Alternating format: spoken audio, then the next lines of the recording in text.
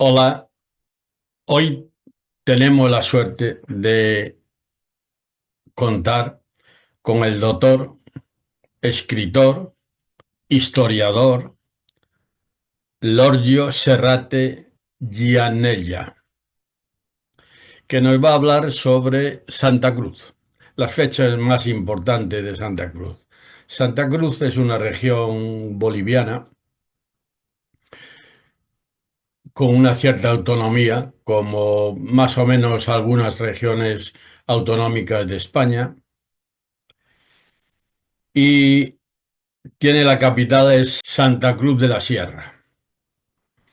Fue fundada el 26 de febrero de 1569 por un español llamado Ñuflo Chávez. Bueno, como tenemos aquí al historiador que más sabe de estas cosas, de fechas y de todo esto, vamos a transmitir su conferencia que dio el día 8 de marzo sobre las fechas más importantes de Santa Cruz. Os dejo con él, pero la conferencia, al ser demasiado larga, la hemos dividido en dos capítulos. Este será el primero de los capítulos y posteriormente emitiremos el segundo de los capítulos. Gracias por escuchar. Bueno, mi nombre es Lorio Serrate, soy abogado y odontólogo de profesión, por lo tanto no vivo de la historia, pero es un hobby que yo tengo desde hace muchos años, ¿ya? Y da la casualidad de que vine a España al cumpleaños de mi nieta, que iba acá, y bueno, antes de venir hablé con Jim Campos. Jim Campos, para quien no lo conoce, vive en Zaragoza y es miembro de la Sociedad de Estudios Geográficos de Santa Cruz, histórico de Santa Cruz, del cual yo soy miembro también. Entonces, gracias a ese contacto, llegamos al arquitecto Telles y a Guade, Montenegro, ¿no? Y gracias a ellos estamos aquí. Y bueno, se va a dar una pequeña charla sobre las tres fechas más importantes que tiene Santa Cruz. Santa Cruz de la Sierra, en realidad, y se lo explico por qué. Santa Cruz de la Sierra, hasta 1826 era eso, Santa Cruz de la Sierra. A partir de la República, que nace en 1825, un año posterior se comienzan a crear los departamentos, como lo conocemos actualmente. Por eso digo que Santa Cruz nace en 1826 y a partir de ahí, cuando uno habla de la región, habla de Santa Cruz. Y cuando habla del municipio, habla de Santa Cruz de la Sierra. Lo contrario era antes, no existía Santa Cruz y Santa Cruz de la Sierra sí existía. Primero como la fundación y después se convierte en gobernación de Santa Cruz de la Sierra, que abarca lo que un año antes de su fundación era la gobernación de Mojo. Entonces, Santa Cruz de la Sierra absorbe la gobernación de Mojo y queda un territorio en lo que ahora es Santa Cruz, Beni, Pando y el norte de La Paz. Toda la parte de los Yungas, eso era parte de la gobernación de Santa Cruz de la Sierra. Entonces era un territorio extremadamente enorme. Bueno, vamos a hablar de las tres fechas importantes porque primero hay una confusión entre Santa Cruz y Santa Cruz de la Sierra que ya acabo de explicarlo. ¿Ya? Son el mismo territorio pero en tiempos diferentes. Segundo, nosotros tenemos tres fechas que recordamos siempre, pero no sabemos por qué. En orden de meses, en orden no de años, porque el 26 de febrero de 1561, don Ñuflo Chávez, un español nacido en Extremadura, en la ciudad de Santa Cruz de la Sierra, que no tengo el gusto de conocer, quizás en mi próximo viaje, funda la ciudad de Santa Cruz de la Sierra en lo que ahora es Bolivia. Esa es una fecha. Avanzamos en el tiempo y en 1810 se rompe la hegemonía del gobierno español, porque el gobierno instituido en lo que ahora es Sudamérica era el gobierno español, en su gran mayoría. Y por lo tanto, el 24 de septiembre de 1810 se da el grito libertario, así se llama. Por eso es que se festeja todos los años el 24 de septiembre, porque se destituye al delegado de la corona, que era el señor Toledo Pimentel, y se crea o se toma por la fuerza y se crea una junta gubernativa. Ese hecho, que vamos a hablar en la exposición, es la segunda fecha importante de Santa Cruz de la Sierra. Y la tercera es la que se da en 1825, un 14 de febrero, donde, fruto de 15 años de lucha, prácticamente, y después de la batalla de Junín y Ayacucho, donde los españoles prácticamente quedaron diezmados. En otras palabras, si no hubiera habido Junín y Ayacucho, probablemente seríamos españoles en tierra boliviana actual. No nos olvidemos que no había naciones en ese entonces, ¿no? Cuando yo hablo es para que nos ubiquemos más o menos en el escenario. Pero hubo Junín y Ayacucho, ¿no? Simón Bolívar en una y Antonio José de Sucre en la otra, son los que derrotan prácticamente al ejército español. Todo lo demás eran ejército español sin lugar a dudas, pero eran menores, en menor dimensión, llamémoslo así. Y entonces las regiones comenzaron a sublevarse y a tomarla y a declararse independientes. Lo propio pasa en Santa Cruz de la Sierra. El 14 de febrero, el Colorado Mercado, que era parte del ejército cruceño, ¿no? Él toma la plaza de Santa Cruz, y cuando hablamos de tomar no es llegar y adueñarse la plaza, ¿no? Siempre ha habido un intercambio de tiro, de lucha, ha habido lucha, y por lo tanto ha habido muertos.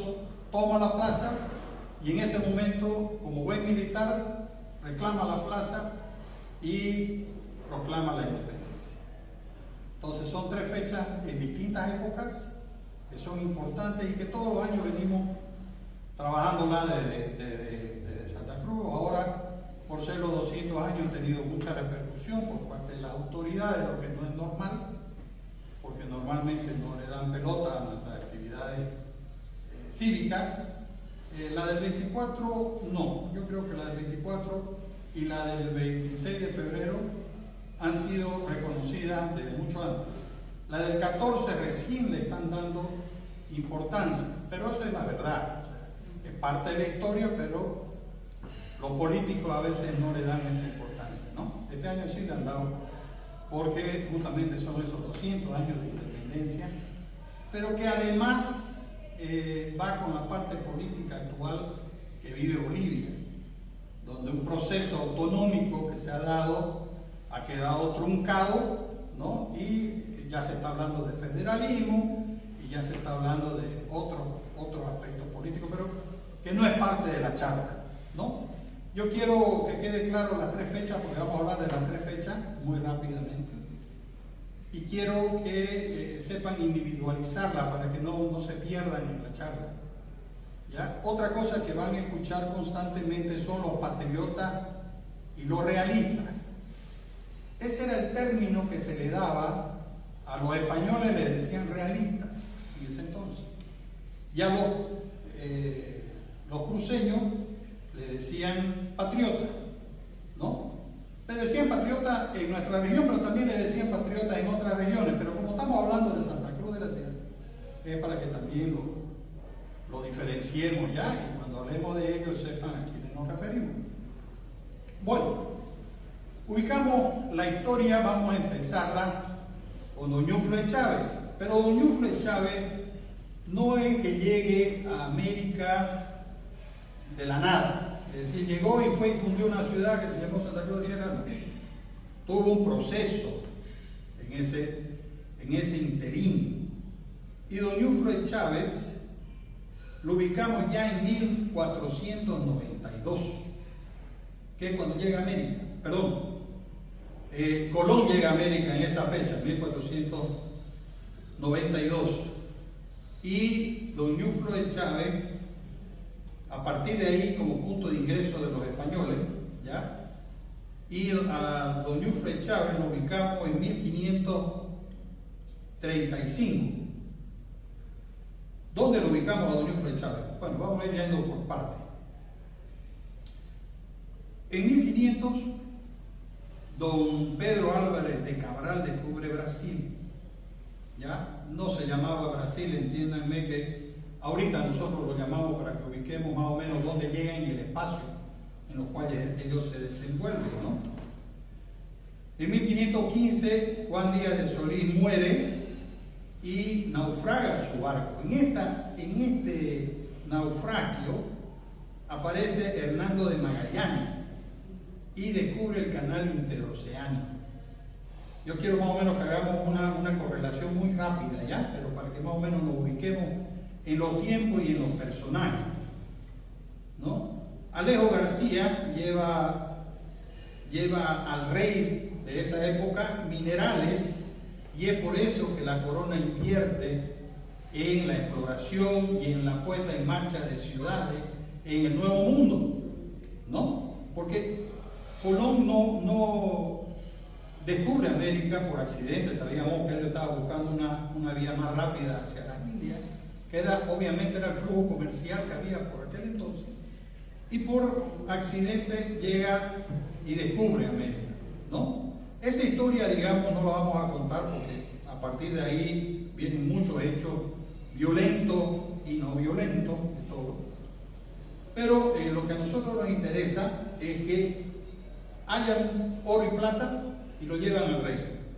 El rey dice, oye, aquí hay que invertir, porque además yo necesito financiar mis expediciones militares. Él necesitaba plata real para financiar todos los movimientos militares que hacían en esa época en Europa. Ustedes saben que Europa era un polvorín en esa época y había demasiado conflicto armado. Y los conflictos armados es con plata, no es con agua bendita. Entonces estos conflictos tenían que financiarse. Y vio que el dinero, el oro y la plata que existía en estas regiones iban a ayudar a esa empresa.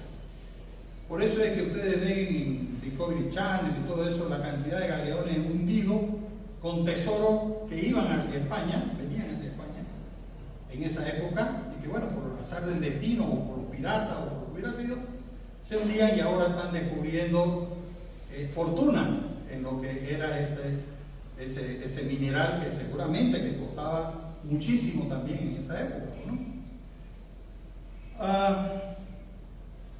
Ya en 1536 comenzamos con los adelantados. El ser adelantado era un título de nobleza que daba el rey, no lo daba cualquiera, solamente era el rey. Y era la gente que estaba con la obligación de fundar ciudades a nombre de la corona. ¿Cómo se enteraba el rey? Siempre tenían los escribanos, ¿no?, que iban y relataban exactamente todo lo ocurrido, y esos partes se los enviaban al rey, que seguramente tenía su equipo que los leía y le contaban al rey las cosas resumidas, supongo yo, ¿no? Pero que era así. Y él se hace cargo del Río de la Plata, ¿no? Ya en ese entonces, en 1536, aparece Juan de Oyola y Domingo Martínez de Irala. Quienes conocen Santa Cruz, tenemos una avenida Irala, estamos hablando de él, ¿no? Y fundan lo que ahora es Buenos Aires, Nuestra Señora Santa María de Buenos Aires, así se llamó.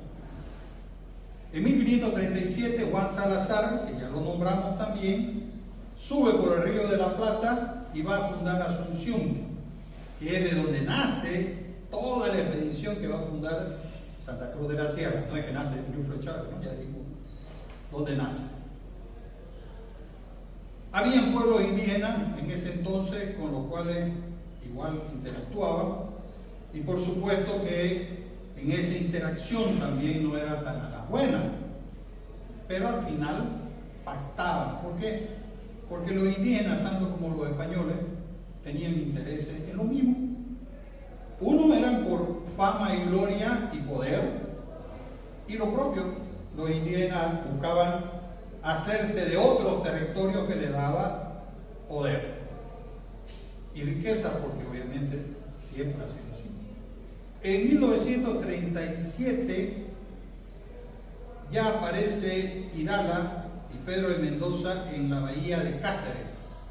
La bahía de Cáceres es lo que ahora es Bolivia, ¿no?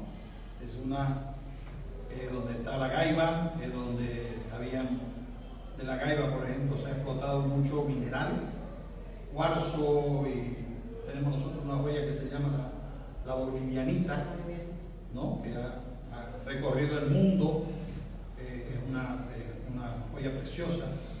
Pero había también otro tipo de piedras preciosas, de las cuales se han explotado durante muchísimos años, ¿no?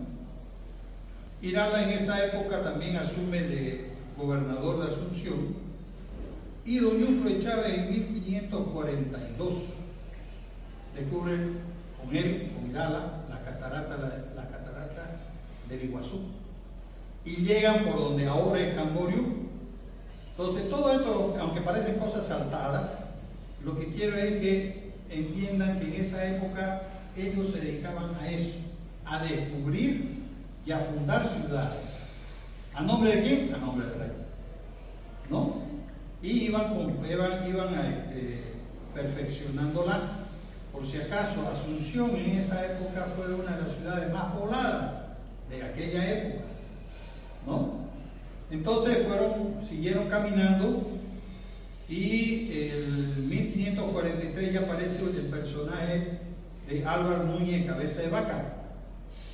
Cabeza de Vaca es el que hace todo el recorrido por Bolivia, actual Bolivia, ¿no? Y entre ellos es uno de los descubridores del Cerro Rico de Potosí, uno de los que da el pitazo para que, donde le dice, ¿quiere oro y petróleo y plata?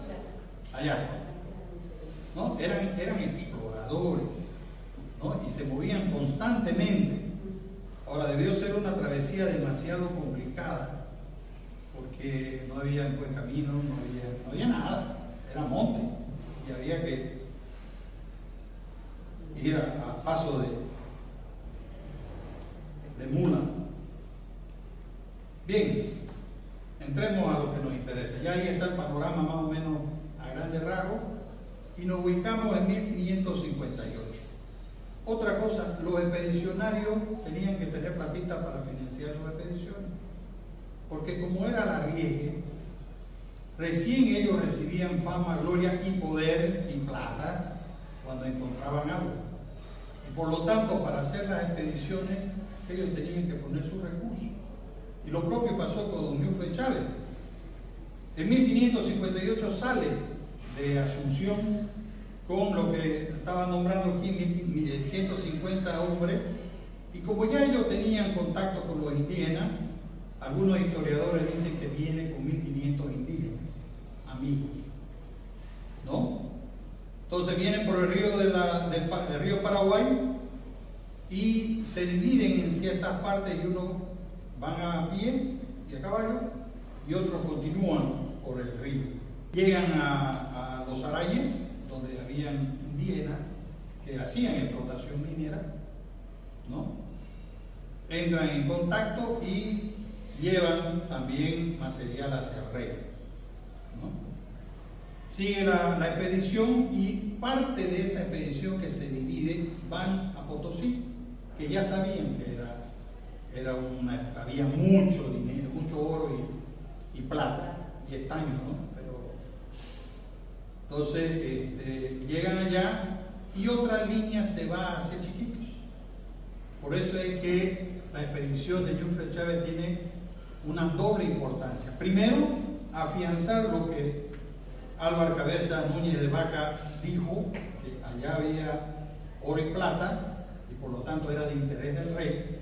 Una expedición va hacia Potosí y la otra va hacia Chiquitos, y se reúne con los Tapimburé. Eso era lo indígena que había en ese entonces. Como dije anteriormente, este hombre tenía mucha facilidad de comunicarse con los indígenas y llegan a un pacto. Entonces se hermanan y comienzan a hilar, si se puede decir el término, ¿ya? Algunos intereses en comunes que tenían. No se atacaban, ese era un hecho, ¿no? Y más bien se defendían, porque entendamos que en esa época los indígenas, al verse invadidos, atacaban a las expediciones. Y una de las cosas importantes que tenían nuestros indígenas era el haber aprendido a trabajar con las flechas envenenadas, flechas que tocaba a un hombre muerto, ¿no? Ellos lo practicaban antes con los animales grandes, lo echaban y lo seguían al animal hasta que cayera, ¿no? Y ahí ya lo terminaban de matar. Ellos utilizaban lo que dicen ahora el curare, sale de la hierba, ¿no? Llegaron a esta zona entonces y quienes conocen San Ramón entran por ahí, por donde es San Ramón, bajan hasta el Río Grande, y en el Río Grande va a fundar una pequeña ciudad que se llama la Nueva Asunción, ¿ya? Sobre el Río Grande. Esta Nueva Asunción deja a hombres para que continúen con las expediciones buscando oro y plata, ¿ya? Y él sube y llega hasta donde es a la orilla del río Sutó, donde ahora es San José, ¿no? Y el río todavía hay un cauce cuando llueve muy delgadito, pero era un río caudaloso en esa época, a orillas del Cerro Turubó, y funda la ciudad de Santa Cruz de la Sierra en 1561. Él ya tenía expediciones anteriores, porque no lo cuento aquí, pero él va hasta el virreinato del Perú, a Lima, ahora es Lima, unas 3 veces, y de allá, a través del virrey, les ordenaban quién iba a fundar tal o cual ciudad, ¿no? Por ejemplo, Andrés Manso, que es otro de los expedicionarios, se tuvo conflicto con Eufro de Chávez justamente por eso, porque él fundó esta ciudad, la Nueva Asunción, y Andrés Manso se lo quiso adueñar a su archivo para él, y el rey dijo: no, vos fundaste a la Nueva Asunción y está el nombre de Eufro de Chávez, y la Nueva Rioja es la que funda Andrés Manso, pero eso lo determinaba el virrey, que era la autoridad del rey en esta región, ¿no? Posteriormente a esto, vuelve a viajar a Lima, don Eufro de Chávez, y ya en Lima le ordenan la fundación de la ciudad de Santa Cruz de la Sierra. Se produce la fundación en 1561 y don Eufro de Chávez comienza a buscar eso que él quería por el Gran Paitipí. Nunca dejó de buscarlo el Gran Paitipí. Ya, eso fue desde el inicio, fue un invento que les dio resultado, porque en realidad nadie lo había visto, nadie sabía dónde estaba, pero todo el mundo sabía que existía, ¿no? Y por lo tanto el Gran Paitipí era algo que los españoles anhelaban, y como les iba a dar fama y gloria a todos, no solamente a la cabeza, sino que todos los que estuvieran participando recibían regalías y todo lo demás, les iba a dar fama y gloria y plata, que era lo que buscaban. No se arriesgaban tampoco por amor al arte, ¿no? Entonces, en 1561 se funda, y en 1564, cuando hablamos de Andrés Manso, que acabo yo de nombrar, los chiriguanos, nuestros chiriguanos, arrasan con la Nueva Rioja y matan a todos los españoles que estaban en esa ciudad, y obviamente Andrés Manso muere. Muere Andrés Manso y el virrey adjudica todo ese territorio para Ñuflo de Chávez, que era el otro expedicionario que estaba herido. En 65 vuelve a Asunción, porque hasta entonces Ñuflo de Chávez solamente estaba con los soldados y los indígenas. Y antes de empezar la charla, hablábamos con nuestro historiador acá, y le decía yo, había un historiador ya murió, don Helio Montenegro, que decía que en Santa Cruz de la Sierra, cuando se funda, los soldados españoles con las indígenas, ¿no? La sangre se funde y nace el primer cruceño nato, de la mezcla del indígena con el español. Es romántico, como él lo decía, pero es una cosa lógica de pensarse, porque los españoles, en primer lugar, eran altos, blancos, fuera de lo común, y pues nuestras indígenas no se quedaban atrás, eran morenitas, ¿no? Pero se fundió la sangre, y de ahí nace el primer cruceño nato, que yo la creo, aunque sea romántica la expedición, la propuesta que él daba. Vuelve a Asunción y ya trae a su familia. Viene con doña Elvira Mendoza de Chávez, viene con su hermano, con los cuñados, y con 300 familias españolas de Asunción. Y ya vienen a posicionarse en Santa Cruz de la Sierra. Y en 1568 le habían anunciado a don Ñuflo de Chávez que los itatines, que era una etnia que existía en ese entonces, y que seguramente que existen, pero han ido cambiando de nombre, de denominaciones, lo matan. Y lo matan porque él descubre una mina que era explotada por esta etnia, que es lo que, para quienes han escuchado, la mina que explotaba Boni Sánchez de Lozada, era la mina de Omar. Se supone que esa era la mina que ellos descubrieron en esa época, y que el que fue presidente de la República, Boni Sánchez de Lozada, explotaba con su empresa. Boni Sánchez era un minero, ¿no? O sea, él era americano, pero se dedicaba a la explotación minera, entre otros negocios que tenía.